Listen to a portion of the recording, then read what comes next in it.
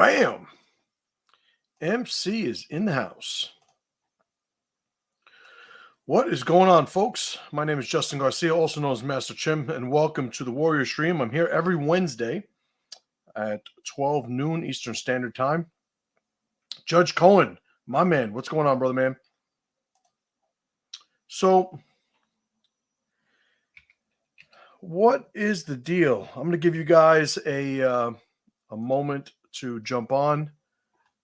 Right now, I am wearing my latest shirt design, and I'm trying to get a fucking link to put it on the damn thing. What's up, Corey? Good to see you, my friend. Do me a favor. The two guys, Judge and Corey, you guys are both on YouTube. I am also streaming from Facebook and Twitter. So if I have any viewers from Facebook or Twitter, please do me a favor and give me a shout. Jamie, my man up in Canada. What's going on, brother man? Good to see you. I am putting the link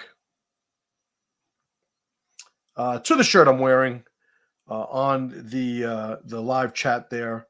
So if you guys want to check that out, you can. Alan, what's up? Derek, what's up? Good to see you guys. All right, so I got a bunch of YouTube viewers right now. Again, let me see if you guys are watching from Facebook. I want to be able to make sure that I'm streaming there. Juan, what's up? Phil, what's going on, brother? Good to see you guys. You know, I got to tell you, I'm really appreciating you guys, you know, the regulars that are showing up every week and hanging out. It's a lot of fun for me to do these videos, and I'm glad you guys are hanging out with me. It makes it a much friendlier room, so to speak.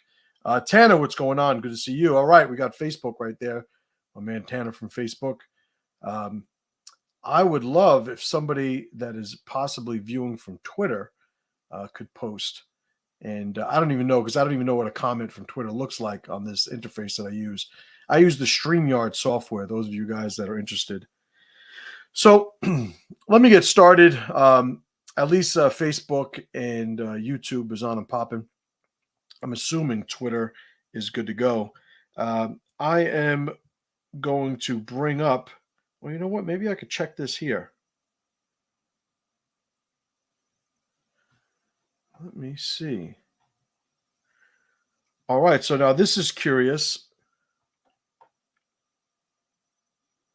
So, all right, Jamie, I saw that you just posted. It's funny, you just posted here. I sent you a hey over on Twitter, and I am looking at it actually on Twitter, and it doesn't show up here. So that's telling. I should stop waiting every week for people to post on Twitter because they might think I'm ignoring them. So maybe this is not allowing me to do that. I guess, you know, maybe there's not a comment feed, right? Maybe that's it.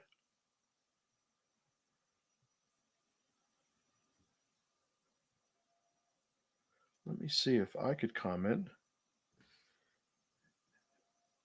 Anybody? So as I figure this shit out,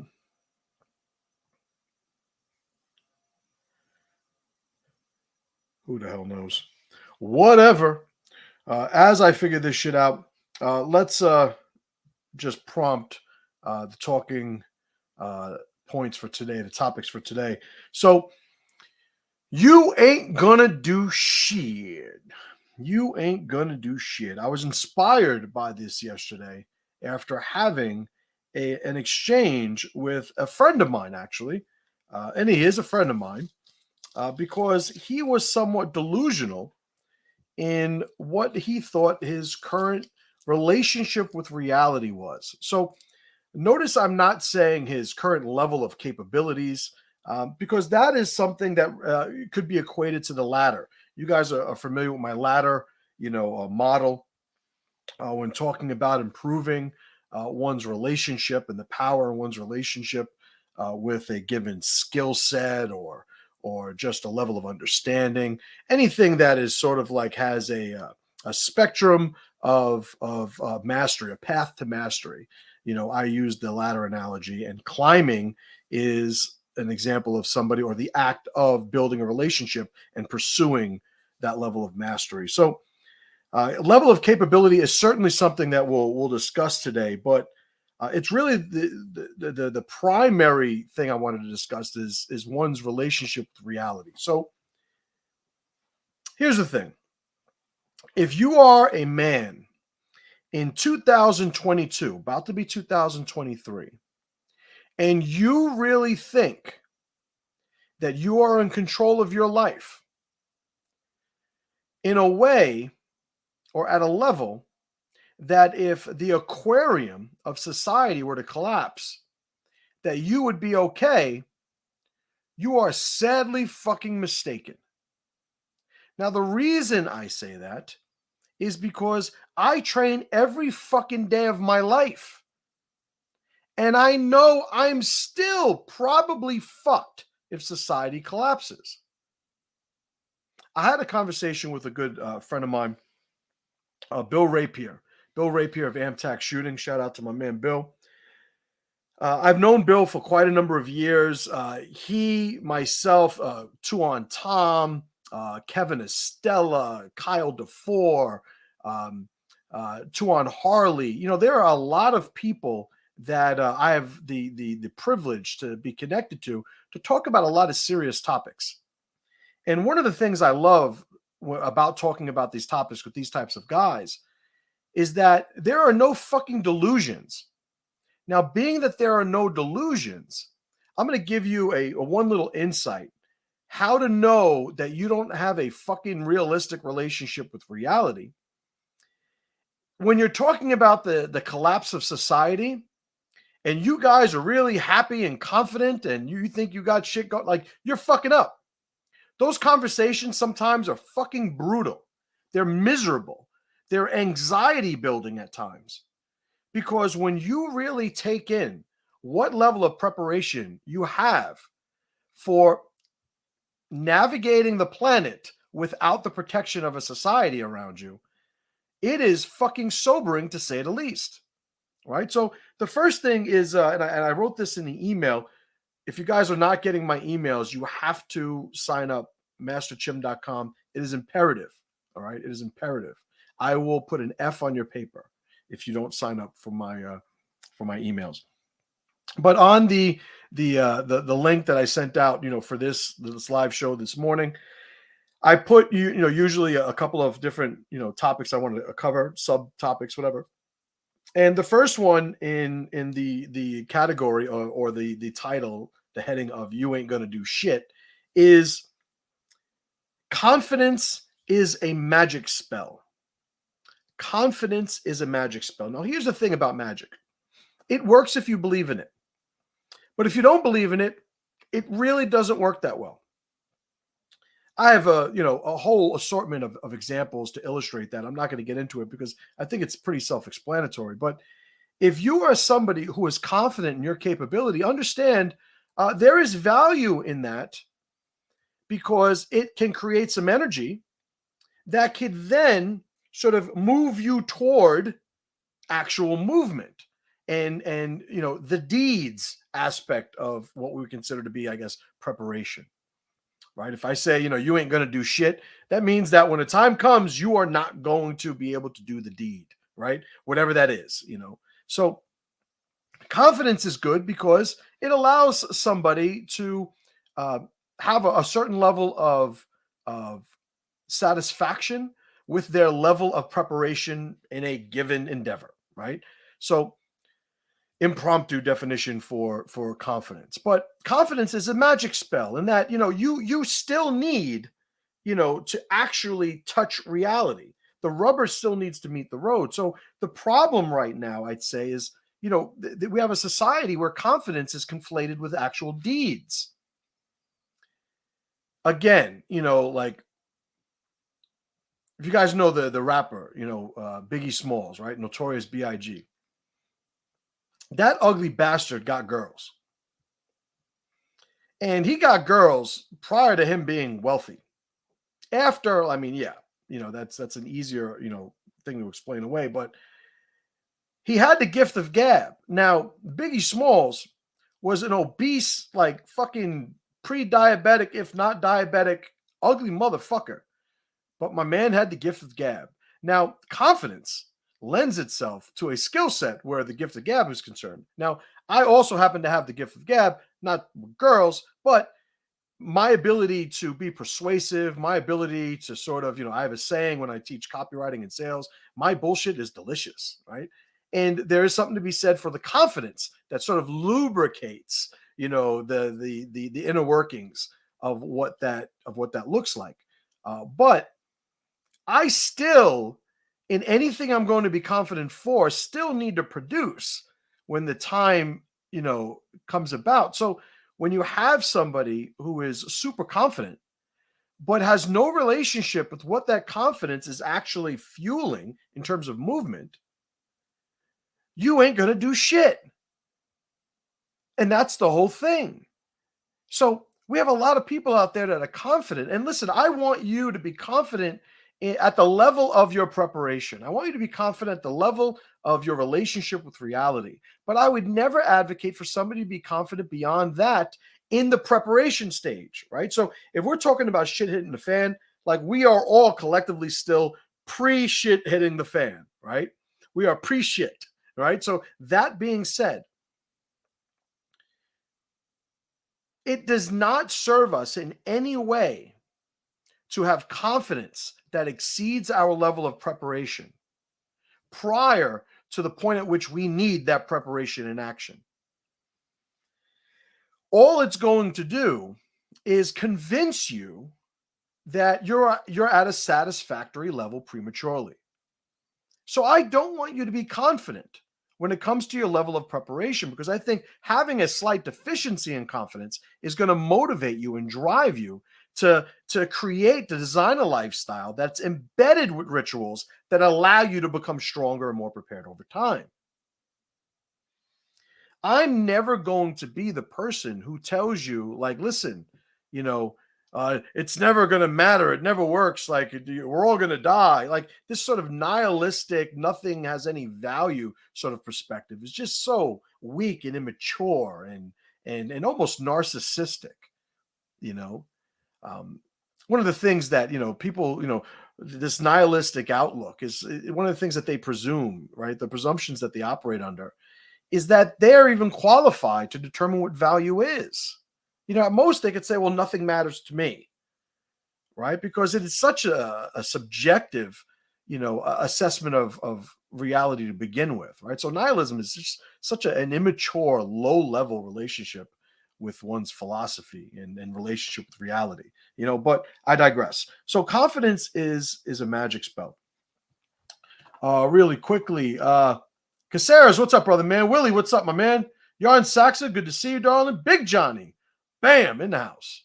Good to see you guys. So let's move on to the next point that I brought up in the next prompt, probably, that I brought up in the email. Do you feel in charge? All right, so obviously, great quote from that Batman movie with Bane, whichever one it was. And in that scene, there's a guy, a politician, master of the aquarium, right? To use a little TRIBALNOMICS lingo. And he had basically given Bane access to, the city, and he thought he was going to be in control of Bane because in the aquarium, this guy is the one, pushing all the buttons. But Bane was an identity that existed and operated outside of the scale of the aquarium. He was dealing with universals. And in that scene, there's the great moment where the guy said, I'm in charge.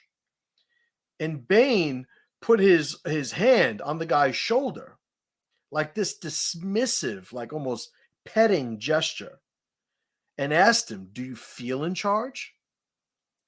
And in that moment, the guy realized that he was not in the aquarium anymore. It was taking the little guppy or little goldfish in the aquarium and dropping him in the middle of the ocean. He might have been big shit in the aquarium, but that no longer matters. Well, the thing is, no matter what aquarium we exist in, and we all exist in one or another, right? If you're on watching this fucking live stream, you're definitely in an aquarium somewhere, right?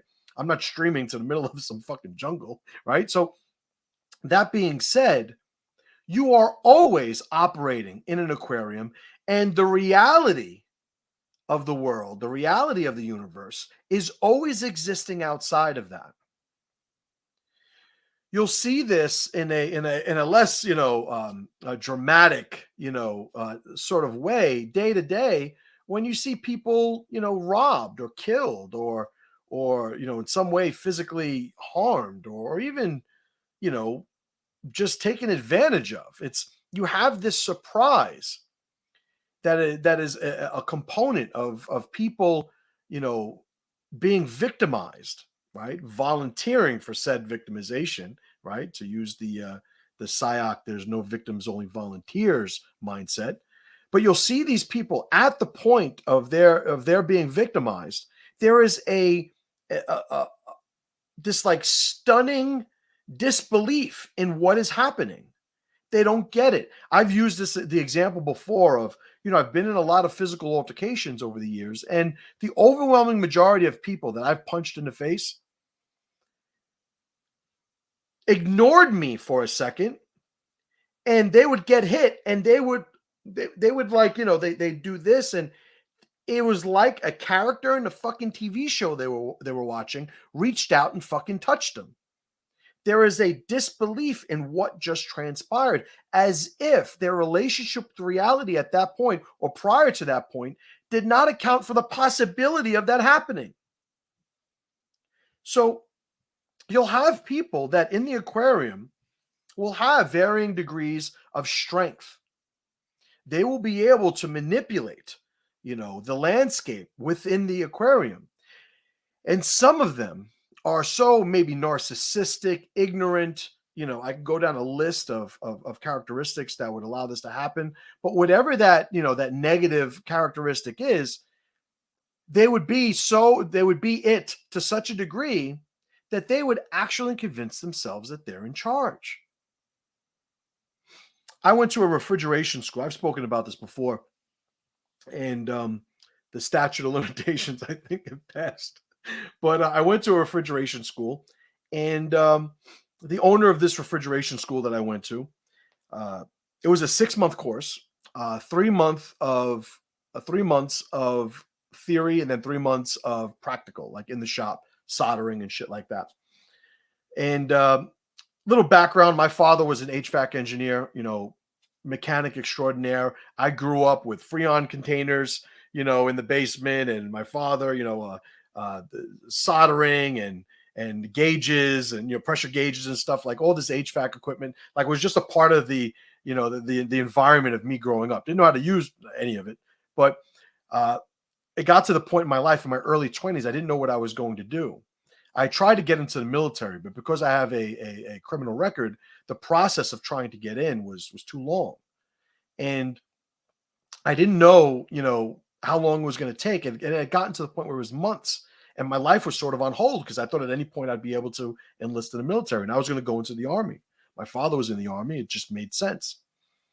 And I gave the recruiter an ultimatum, like, listen, by the end of the month, if you don't get it, like, I got to move on.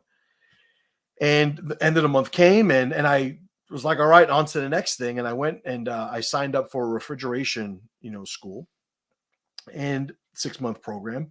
The first 3 months, I realized the owner was a sole proprietor, a one-man show.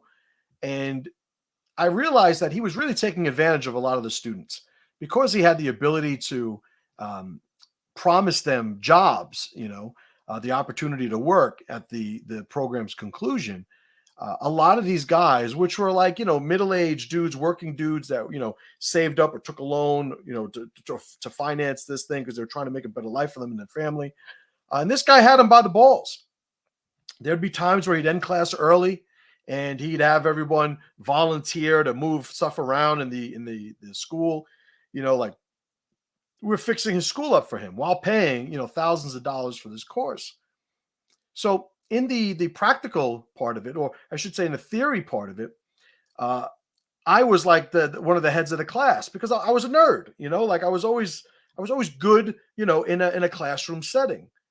Uh, so when he would do all these things, stopping class early, taking 2-hour fucking dinner breaks during a 4-hour class, like just over the top shit, I really didn't mind because I was still getting the information and I felt, like, all right, like whatever. But then when the practical started about the halfway point, I didn't know how to do shit. I'm not somebody who grew up knowing how to use tools. My father never had the patience because I was a fucking pain in the ass. My brother was not a pain in the ass, which is why my father taught him how to use all the fucking tools.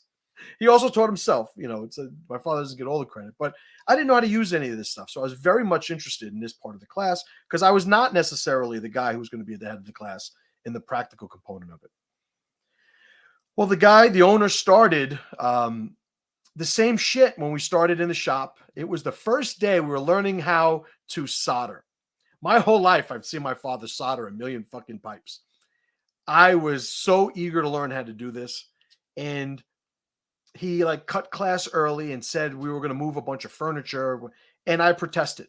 I was like, excuse me. I'm like, at what point is enough of it, enough? Like, we're not here to fix your school. We're paying, like, I was like the fucking union leader, right? And now, mind you, I was 20 something. I was living with my parents. I didn't have a wife, kid. So I could afford to talk up. And not that it would have stopped me because I talk up all the fucking time. But point being, I didn't really fault a lot of the other guys for not speaking up because a lot of these guys were in their 30s, 40s. Some of them, came from other countries and they were busting their ass trying to, again, make a better life for them and their family. And they were good people. So I was like, you know what? I'm the one that can get away with, with saying this. And I did. And the guy got in my face. And I guess, he was trying to break the union talk, so to speak. And he came in my face and he poked me in my chest. And he said, "This is my school. You're going to sit down and shut up." I didn't agree with him. Right? So what I wound up doing was basically grabbing him, and I may have helped him over a desk. Right? So for his own safety, right? I helped him over a desk, and that was the end of my my time at that refrigeration school. So now, aside from the thoroughly entertaining aspect of me telling that story, because I'm entertained by telling the story. I hope you guys are. But the thing is, this owner was in complete disbelief. He thought because he was the master of this aquarium that there was no line that he could go over. Like, he did not realize he was in a room full of men. And the guy was not some, physically intimidating person to begin with. He was a little, cockeyed. He had like a bum hip or some shit. And the guy was an asshole, and he just didn't realize that. And I'm somebody who was always aware of that because I grew up in an environment where you say the wrong thing, you will get fucking shot. You will get stabbed. You will get jumped. You'll get hit over the head with a fucking bat. Like, you are always one bad thing away from that happening. So there was a certain responsibility you had to have with how you conducted yourself. That's the environment that I was raised in. So I will say, one of the obstacles I had was realizing that that was not the environment I continued to live in as I got older. So I ran into some problems because of that. I would have liked to have not thrown the guy over the desk and finished the refrigeration course. But who knows? Maybe there's no jungle gym, no pressure process, no pressure project podcast. Who the fuck knows? But I'm not somebody that deals with regret. I don't think it's a good investment of energy. So when you have people who think they're in charge, we have to understand the limitations of that. In TRIBALNOMICS, I have a chapter, and I have a copy here. The chapter, page 77, leaders. And I talk about the different types of leaders. And one of the categories of leaders is the autocratic leader, right? So the autocrat can be either of two things. It could be a tyrant or a general. And now the general is somebody who is also an autocratic leader, but the general does not ignore the other person's identity for the sake of his own, but rather the general has a mission that is outside of his identity. So it is external to the general. He is the leader of this crew following that mission. And these people have a relationship with that mission, and they understand that he has the authority to lead them on that mission. Whereas a tyrant doesn't have any such, external mission. The tyrant's identity is the mission. You're going to do what I say because that's what I feel like saying. And tomorrow it might be something different, and you're going to have to do it differently tomorrow when it happens, right? So different dynamics here. So the thing is, there are going to be people in positions of leadership, people who are in charge. But being in charge means being a general. It doesn't mean deluding yourself into thinking that you are not in an aquarium in the context of that alliance that you are in charge of. So I think, looking back in my life, the best leaders that I had, and I was very fortunate. I've had a lot of good coaches in sports. And I think it really contributed favorably to me, being, the man that I am today. When it comes to things like leadership and the dynamic amongst men, I always had very good coaches. And the thing is, when I was a teenager, I was a very good athlete, but I was also a very headstrong, violent, fucking nut job. And I would not be able to handle somebody when I was a teenager who would have, become a tyrant to me. I would have rejected it. I was too sensitive to defending my identity. So these great coaches that I had, they were individuals who never put the mission as a reflection of who they were, but rather as something that they knew the way toward, and they presented themselves to me as sort of an advocate. Like, I could help you get there. I know the way. And the dynamic of that more general type leadership allowed me to follow them. And these were people who understood that they were in charge, but being in charge always had a context surrounding it, right? Always had a context that limited it, really, in the grand scheme of things. I remember being in a baseball game. This was my sophomore year. I think I was on a JV. I just transferred to this school, and I was in a baseball, junior varsity baseball game, and I was playing shortstop. And somebody hit a line drive, and I think it was a one hopper. I think it hit the ground once, and I tried to crowd it to get in front of it, and it wound up nailing me right in the side of the head. Hit me on the head, and I found the ball, grabbed it, and just threw it like fucking 10 feet right of the fucking first baseman. Guy wound up getting another base. Ump calls time, comes out, asked me where I got hit. It was pretty obvious I hit in the side of the head. And he said, "How you feeling?" I'm like, "I'm fine." And he's like, "Yeah, you're going to have to sit the rest of the game, because you got hit in the head." And I'm like, "No, I'm good." And he's like, "No, you got to sit the rest of the game."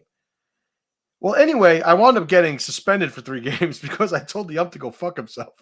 So this is me at 15 years old, like completely just fucking unhinged when shit didn't go my way. And I thought I was in the right. I thought he was treating me like a little bitch. And I was like, "Fuck you, I could still play. You can't tell me I can't play." He's like, "Yeah, I'm the ump. I actually can." And I wound up getting, in trouble because of that. I always operated with an understanding of what was outside. Now, the problem is, for me, sometimes I ignored the aquarium I was in, and I had to pay for that when that happened. But I look at society right now, I look at the men in society right now, and they're always upside down where that's concerned. They're always thinking that the aquarium is actually reality, with no understanding or preparation of what happens should they wind up on the other side of that. So feeling in charge always has a context to it. And I'd say a responsible man understands that context. And he has the humility that goes along with that understanding, right? 12 pack, what's going on? Derek, what's going on, brother man? Good to see you. So, next point here. Let's talk about some rituals that can get men back on track, right? So, I train jujitsu. I've been training jujitsu over 20 years. Derek, my man, I just said what's up to. He is also a very high level, jujitsu practitioner and competitor. Jujitsu has changed my life. It's changed a lot of people's lives. Derek, I'm sure, a lot of the guys that follow me, a lot of the guys that are connected to me on social media, either friends of mine from jujitsu or, I met through jujitsu or know of me through jujitsu in some way. So it's a huge part of who I am and the people I'm connected to. When I look at what jujitsu did for me, it's one of these, to people who understand, it sounds cliche. To people who don't understand, it sounds, a little counterintuitive. But I had a lot of fights growing up. I was a very violent kid, and it wasn't until I started training martial arts that I actually stopped fighting. Now, I was training fighting, on a regular basis, but I had an understanding of, violence not being the switch that I always thought it was, where it was no fight, fight, no fight, fight. I understood that there were, that there was some nuance to being able to control and manipulate the variables that sometimes wind up in a fight. But it wasn't until I started training that I realized that. Now, one of the things that also I learned to realize, and a lot of martial artists can relate to this, you realize how potentially dangerous an altercation could be. I remember, and this is 1989. I was a freshman in Bronx High School of Science. Might have been 89, 90, that school year. And down the road from Bronx Science was Clinton High School in the Bronx. And Bronx Science was a nerd school. It was a gifted school. A bunch of famous alumni, have gone there. Neil deGrasse Tyson is probably one of the, more modern, popular people who went to Bronx Science. And Clinton at the time was not a great school. It certainly wasn't a specialized school like Bronx Science. And one of the things that would always happen is kids from Clinton would come over, and I'm dating myself somewhat, but they would steal beepers, right, from these poor, fucking Asian and Jewish kids at Bronx Science. They take their beepers, and I became a guy, who had gotten into enough fights that when there were Clinton kids around, people would look for me. Hey, Justin, there's some Clinton kids here. And, I understood that they were there, basically hunting somebody to rob their beepers. And I would get into a lot of fights with Clinton kids because of it. And I loved it. It was something that I enjoyed. One time, a couple of kids came over, same scenario. I'm outside, probably cutting class because I was a complete fucking degenerate. And a couple of kids came over, a bunch of Clinton kids, robbed so-and-so, took his beeper. So I start running over to, around the building where they were supposedly at. And I see these kids take off. Now, when I was younger, I was fast as fuck. And I remember sprinting towards these kids, and there was two of them. One of them tripped, and I have a crew behind me that's following me. I'm running full speed towards these kids. The first one tripped.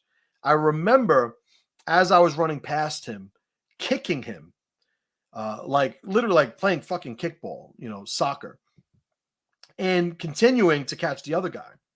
And as I'm going to catch the first guy, he has a pistol. I don't know what kind of fucking pistol he has, but he's shooting in the fucking air. And I remember hearing bullets going past my head, knowing that there were bullets, and thinking that this was like an incredibly exciting fucking adventure that I was on. It's like, oh man, those are bullets. Like the idea of getting fucking hit in the fucking head with one of them just never entered my mind, no pun intended. So for me, I think when I started training martial arts, I started having such a more functional relationship with the scale of violence and what these interactions can do. that I learned to be more productive because I stopped wasting time. I had more of an inclination to talk to people. I remember a couple years ago, and I'm not going to shout this guy out, but he was I would say a former ally who had basically sided with somebody who I was having an issue with. And this is in the world of jiu-jitsu. And I saw him at an event, this guy. Not the one that I originally had a problem with, but this guy who had sided with this guy that I was having an issue with. And I remember seeing him, and he was very disrespectful to me. And I wasn't disrespectful to him, but I was very neutral. Like I knew that he was, connected with this other person, and I knew I was under no delusions that he and I were still okay, and I wasn't even inclined to maintain alliances with people who were friends with my, enemy, for lack of a better way of putting it. But the guy was talking to me like I wouldn't break his fucking jaw. He was talking to me like he thought he had a shot, or he wanted to initiate something so that I would have the consequence for having initiated that. But he was speaking to me in a way that it just didn't make any sense, unless it was one of those two things. He thought he really had a shot. Maybe he thought my reputation was unfounded or fraudulent, or he was trying to instigate some sort of a physical confrontation so that he can get me in trouble or something. I don't know what it was. If it wasn't for my training, I would have beat this fucking guy into the hospital. Which, again, people who train, you're in the know, you understand what I'm saying. People who don't, it seems counterintuitive. But if it wasn't for my violence training, I would have been very violent towards this guy in this situation. I told the story of getting my membership canceled at a gym a few weeks ago. And same type of scenario. A guy mouthing off to me and saying if he basically he'd beat the shit out of me, and he'd let's just hope I'm not going to get into the whole thing, but basically sitting there and I'm looking at him like, you have no idea. Like, no, you wouldn't do that. And I'm telling him, you wouldn't do that. You wouldn't do that. You can't do that. And I'm just fucking with him. But again, I've matured, I would say, consistently over the years, to the point where it's like now I can laugh while a guy's acting like that, because I realize, the parameters of what my options are to begin with. And it's like, why am I going to be pissed off? I can't hit this guy, it would feel great. It would always feel great for about 5 minutes. Right. And then you got the fucking consequence for doing all of that. So it wasn't until I started training that these things happen. So this whole thing that I'm getting into, it's about, what rituals can men start reinstalling into their lives to get them back on track. And I would say, first and foremost, people have to train violence. Men have to train violence. And I don't mean this to try to sound cool, like when Jordan Peterson talks about being a dangerous person, because the great fucking danger, expert Jordan Peterson, is telling you guys that that's what the truth is. He's not wrong, by the way. Don't get it twisted. He ain't wrong. But I don't need to have this eloquent take on why men should train and why men have value. It's like, no, this is a universally valuable attribute that men have had since the dawn of time. We all represent the last link on the chain of a whole shit ton of people. Well, what is a commonality amongst those people? Probably more earlier than recently, but they have a relationship with what violence is. They know when to shut the fuck up. They know when to get the fuck out of there. They know when they have to stand their ground. And they understand this with a complete sort of humility and transparency. It's like they're under no delusions. They understand what is what. I always talk about one of my favorite scenes in my favorite movie of all time, The Princess Bride. Even though the director is such a cunt, oh my God, he gets worse by the day, but it's still my favorite movie. When Count Rugen, goes to take Wesley, the Dread Pirate Roberts, out of the fire swamp, and he says, "Come now, we must get you to your ship." And Wesley looks at him and goes, We're both men of action. Lies do not become us. And basically, like, I know what's going on. You know what's going on. Let's not fucking pretend. The girl's gone. You don't got to fucking act anymore. And Rugen says, well said. And that is the relationship that men need to have with reality. It's, when you look at a child, they get scared. Something's happening, whether it's a movie or they hear a noise or whatever. Very common, reaction is to sort of pull the cover over their head or to put their face in their hands or close their eyes and look away. Well, what does this do at their level of understanding, at the collection of references they have to sort of understand, process, and understand what's happening to them? They're pretty okay with, well, out of sight, out of mind, basically. Like if you think of John Boyd's OODA loop, when you're observing things, you need to orient yourself in the landscape that observation provided. Well, what if you don't observe it? You must not be there then, right? And that's the sort of level that children have in their relationship with reality. Well, there are adults who continue to act that way. There are adults that continue to think, well, I'm just going to pretend that this can never end, this aquarium, and I'm going to exude all the confidence that goes along with that.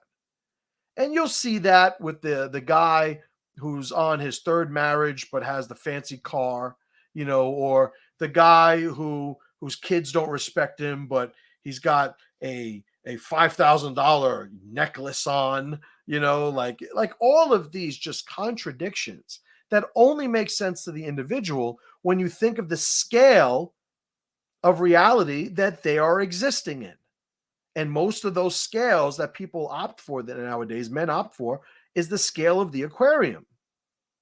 The aquarium says I'm winning, so I must be winning. If you have some other criteria, I reject the criteria. I opt instead and choose to use the criteria of the aquarium. That's what you have when, I know people that are third, fourth generation living in the projects in New York City. That means their fucking grandparents, their great grandparents lived in the fucking PJs. And these motherfuckers still live there. You ask them why they live there. Oh, rent's like $80 a month or whatever. I don't know what the fuck it is, but these guys will have nicer cars than I will. They'll go on more vacations than I do. They have jewelry. They have all these things. They're spending, all this money at the clubs on the weekends. And it only makes sense when you limit or when you assess their relationship reality to be limited to the scale of the aquarium. Right? Think about all the men, and I have a sort of hypothesis about why men like why women like bad boy men. These men that are oftentimes completely fucking irresponsible losers, but they're so confident and they have a swagger to them, and women are attracted to that. I have my hypothesis is based in sort of evolutionary psychology, that type of confidence sort of subconsciously tells the women that these men are safe. These men are high up on the hierarchy, and whatever. But all that aside, when you look at these women that go for these type of men, they too are operating at the level of the aquarium, because that is the only way that they can assess these men as having any functional value, right? So it's not just the men, obviously, that are deficient in this relationship, but it's the men that I'm usually speaking to directly. So when you look at the rituals, why aren't you training martial arts? Why are you still a fat, weak, lazy fuck? Why are you still not even capable of fending somebody off more effectively than your wife will? Like there are men out there whose women are more physically capable in a violent confrontation than they are. It's like, oh, yeah, but I'm stronger than my wife. I'm just, yeah, but you're going to have a heart attack in 30 seconds. If you don't have a fucking bat or a gun with you, like you're not going to be able to hit anybody in a way that they're going to stand there and get hit. Like you are so bad at your job, but you don't have a boss to fire you. So you don't know any better, right? And that's, a way that a lot of men look at their lives and assess the value of it. They tell themselves, well, you know, I still have a job, I have a car, I have this, I'm doing fine. And it's like, motherfucker, you got work to do. But it's like the employee who doesn't do the best job he can do, but he cites the value of his performance uh, uh, by bringing up the fact that he's never been fired. Of course, I'm a great employee. How are you a great employee? I've never been fired. He keeps paying me. And that's how some people live their lives today. Right. So when I say you ain't going to do shit, what's the counter that you have? Now, you watching, the people who may be listening to this later on, maybe you do have a rebuttal. Maybe, well, you know what, MC? I'm in better shape than you. I got more money than you. I can fight more than you. I own more property than you. Good for you. Good for you. And by the way, listen, fucking help me out. Give me some fucking power. Give me some insight how to do it. Because I'm never in a position where I'm satisfied. I'm never in a position where I'm okay where I'm at. I always have a plan. I'm not perfect, but I always have a plan. I wake up every morning going, today I'm going to fucking crush it. Most of the times I do. Sometimes I don't. Sometimes I get a case of the fucking bitch like anybody else, but I have a system that snaps me the fuck out of it. I'm connected to people who are worth the shit, that they will not maintain their respect for me if I allow myself to fall by the wayside. So when it comes to the rituals, like, what is it that you do? Are you still watching the fucking sports all day? Are you still, getting really, really happy or really, really angry or really, really sad based on how a bunch of men you've never met are faring in a game? I am not a proponent of gambling, but at least motherfuckers that are betting on the game, this is money they're losing or winning. Some of you motherfuckers with your fucking New York Jets tattoo or your fucking New York Knicks tattoo. Like, holy fuck, what a fucking disgusting fucking, what a disgusting display to show your fucking ancestors from day to day. All the incredible people in your fucking life. You get a sports team tattoo? What the fuck are you thinking? Holy shit. Next, mindset conditioning. We'll finish up with this. Mindset conditioning. Man, the human brain is so much fucking simpler than we want it to be, and so much more complex than we expect it to be. I think that made sense. What's my point? There are some really simple ways that you could fix your mindset. The mechanisms by which these things are fixed, I don't fully understand. There's certain complexities that, you're not going to understand either.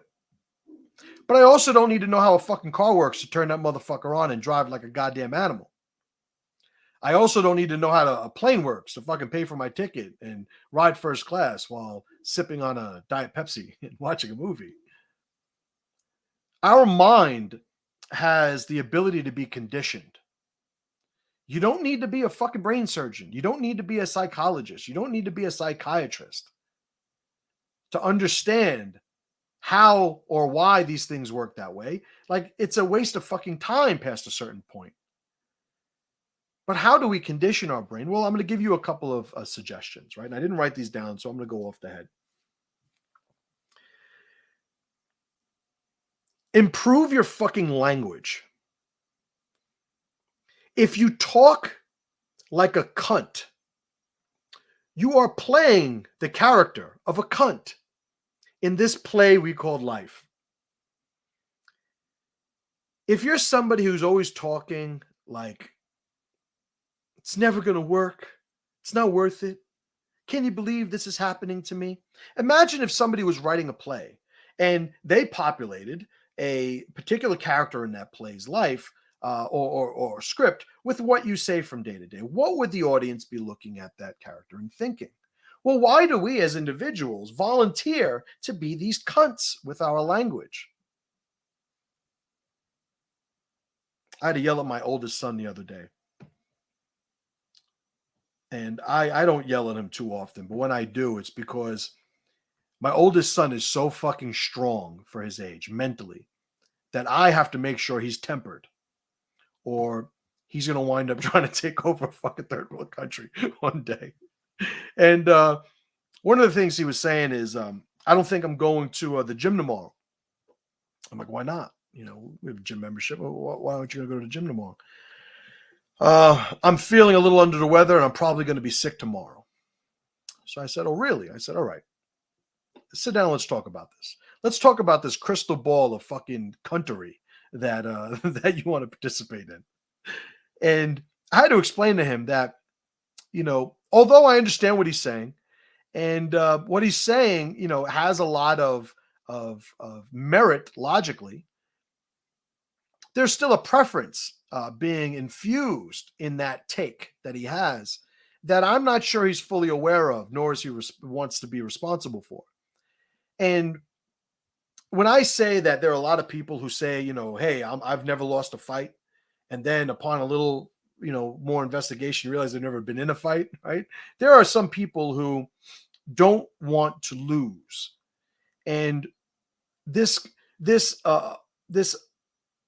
drive to not lose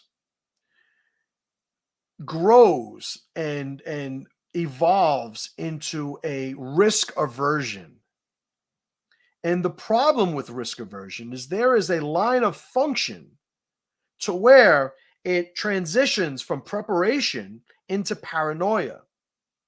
And when somebody is so risk averse that they're paranoid, they are now sabotaging their ability to be functional. So what I told my son in the context of this conversation, and he and I have some incredible conversations. I have better conversations with my 15-year-old son than 95% of the men that I have conversations with. He's fucking sharp and he's tracking some stuff, but there's still these deficiencies because he's still only 15. He doesn't have this wide collection of experiences to reference when he's building these positions in his mind. And I told him, I said, listen, you may be sick tomorrow. You may not be sick tomorrow. But if you say you're likely to be sick tomorrow, do you think you are sort of putting your thumb on the scales at all in one direction over another? And I had to explain to him and break down the influence of how our thinking conditions a response, you know, internally in our nervous system. And sometimes that manifests itself in the direction our body takes, you know, in certain ways. And basically, if you keep telling yourself you're going to be sick, your body will find a way to be sick.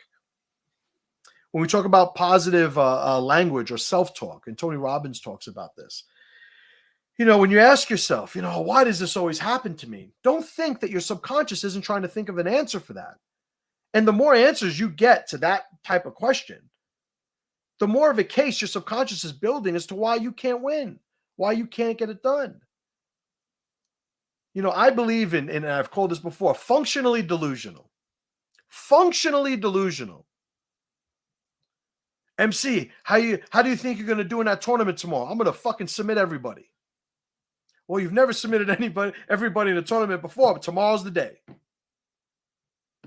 Comes the day, I don't submit everybody. Hey, I thought you were going to submit everybody. Man, I fucking tried my best. But you know what? Next tournament, I'm going to fucking submit everybody. Like what? So long as I'm still training, so long as I'm still putting 100% effort, what the fuck would I want to tell myself as I'm building a relationship with this endeavor? Functional delusion. Now, a little bit of an oxymoron. Delusion is inherently, you know, dysfunctional, but functional delusion is what I'm calling it, and I'm going to fucking stick with it. And I think I advocate for that over this pessimism where nobody ever has to take a loss. Well, I don't know. I probably won't. I probably won't make it, but you know, if you know, I'll see. You know, see who shows up. Like, shut the fuck up. Everybody knows all that already. Why do you think they interview fighters before a fight? What's going to happen in the fight? Oh, I'm going to fucking, I know his weaknesses. You know, it's the best camp I ever had. I'm going to go out there and I'm going to fucking crush him. And he's not going to be able to stop it. Then he asks the other guy, he says the same fucking thing. We expect that, we want that, because that confidence right there is embedded, with functional delusion. And we like hearing that. That's why, we get energy from watching guys that are acting like that confidently. Then when they pull it off, if they could pull it off, it's like the fucking icing on the cake. But what would we want these guys to say? A lot of guys, professional fighters, they don't understand the business side of it. And, they'll say, well, I'm ranked number 7, and I think that's a good spot for me to be ranked. And he's number 6. So hopefully, in certain aspects of the fight, I could overcome, his amount of resistance, but he's also very formidable. So it could very easily go his way. Like, who the fuck wants to listen to that? So how we speak to ourselves is very important when it comes to ritualizing, being ready to deal with whatever happens. Right? So if I say you ain't going to do shit, are you? Is there a scenario that right now, if somebody were to ask you, you would say something that transcends what you know to be true in terms of your capability? I don't know. For me, shit. Society drops, man, I got a fucking problem. What would I do? The best I can. How much do I prepare for that now? To the best of my ability. Could it be improved? Absolutely. Am I going to improve it every single way that I can? Hopefully. But I'm very realistic in what this is in my relationship that I have with it. And when you look at what I do, like I woke up this morning about 6:30.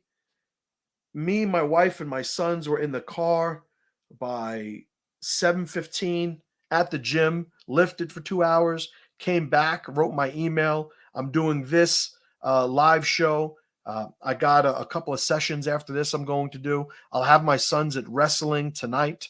Like, my lifestyle is really a testament to me knowing that I got to fucking be better at this shit.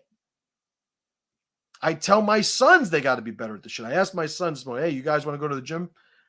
And one of my sons was like, no, I'll go next time. I'm feeling really tired. I was like, all right, okay, no problem. Get the fuck up and get your shit on. We're going to the gym. Right? Because he doesn't have a fucking choice.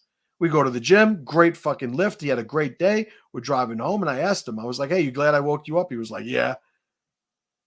Because I know he's going to get that. So I need to train him. Now, mind you, if I allowed my son to just maintain that perspective based on his weak, ability or low level ability to really see the value in the decision he's making, I'm not doing him a service. I'm doing him a disservice. So what do? I force him to remind himself, oh, sometimes that fucking negative thinking, it's actually not true.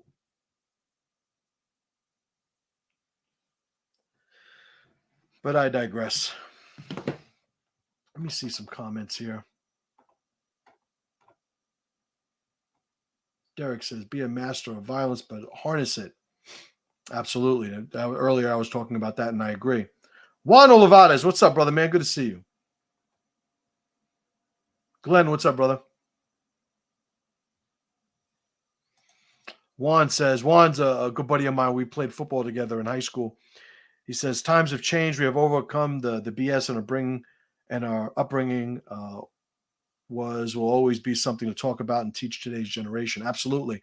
I'm somebody who, and I'm sure Juan has memories like this. I'm sure a lot of you guys watching have memories like this, especially if you're around my age or older. There's some things that we survived, that we don't want our kids to have to endure.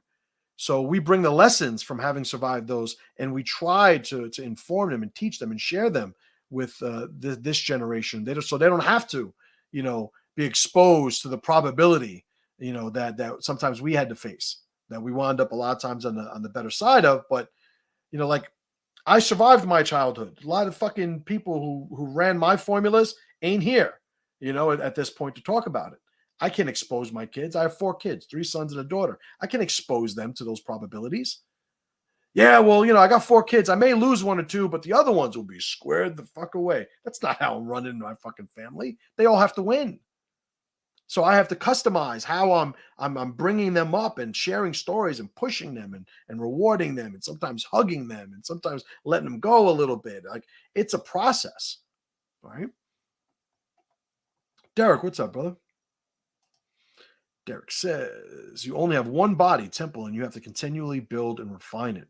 Absolutely. In my power program, Mission Mastery, I talk about how as we develop more experiences, we become different people. And sometimes, this is in the bumpy road video of that program, sometimes the starting line that we build these goals from, as we're journeying towards that goal, we come upon different information, which allows us to sort of alter the trajectory of our efforts in different directions, because those new directions represent more power than we originally were aimed towards achieving. So I think when we look at our body, very similarly, as we build relationships, a relationship with our body changes. And so does the need to continuously upgrade and update that relationship. Listen, I used to be a professional athlete. I'm 47 right now. I'm 238 pounds. I cannot run like I used to. I'm still strong as fuck, but I don't have the gas tank I used to. I could, of course, stand to lose more weight. I could, of course, stand to gain more mobility. I could, of course, but the whole thing is, I'm doing it. I'm never going to quit. I'm always going to stay connected to my body. I don't need to be perfect. I just need to be on the fucking path. Tuan Tom in the house. What's up, Tuan? Great talk, much power. I appreciate it, brother. Euronomics, I love the fucking name, says, hey, Mess Chim, I bought TRIBALNOMICS on Kindle and audiobook. I'm taking my book club through it right now. We're getting a lot of value from it. Thank you. That is awesome. I'm very, very happy to hear that. Yes. Tuan Tom, this entire talk is fixing mindset. This is mindset work. Yes. And that is the, another perspective on this. It's like talking about mindset is working on mindset. So there is value in even having these conversations, and some of you guys don't know people like me, in the real world. You don't know people like Tuan Tom in the real world. You have to do what you can to get on the ladder despite who you're around. Listen to me, listen to Tuan Tom, buy the books, watch the videos, not just of us, but of other people that have this type of approach to life, and start taking these things and putting them in, because you will become more valuable. You will learn how to build the people around you. Next thing you know, you have the tribe of people who are on mission and collectively climbing the ladder. It's a process. Aaron says, improve your fucking language. That's right. Jamie says, complainers are the pebble in a hiker's boot. And you got to understand, a lot of people, what is the complaining? What is the value of complaining? A lot of times it's cathartic. I'm complaining because I feel better. I'm complaining because I'm trying to recruit people to make it feel like I should feel better about myself right now. The one thing, no matter what the list of things that it does, the one thing it doesn't do is fucking fix anything. Right? Complaining is a waste of fucking time. Give yourself the ability to take a big inhale and let out a long, cunty sigh at times. Like, let yourself be a cunt for like 2 seconds from time to time when you need it. But any more than that, you're just wasting fucking energy. This is why it's not Mr. Chim. Chris says, thanks for the talk. I must depart to fix a printer now. Oh, right on. Complaining adds suffering to hardship. Absolutely right. There's never reason to not be in a good mood. Only a weak mind adds suffering to circumstance. Right on. All right, guys, I'm going to end there. As usual, you guys got me fired the fuck up. I appreciate you. This shirt is available. I'm going to put the link. It should be posting. Right, so I think it's there. So check it out. I appreciate you guys. You guys know I'm here every week. Next week, I'm going to be on vacation with the family. I am still going to do this video. I have no fucking idea how, but I'm going to make it happen. So stand by, and I will see you then. All right, guys, I appreciate you as usual. MasterChim.com, get the emails. I will see you here next week. And as always, brothers and sisters, pressure to power.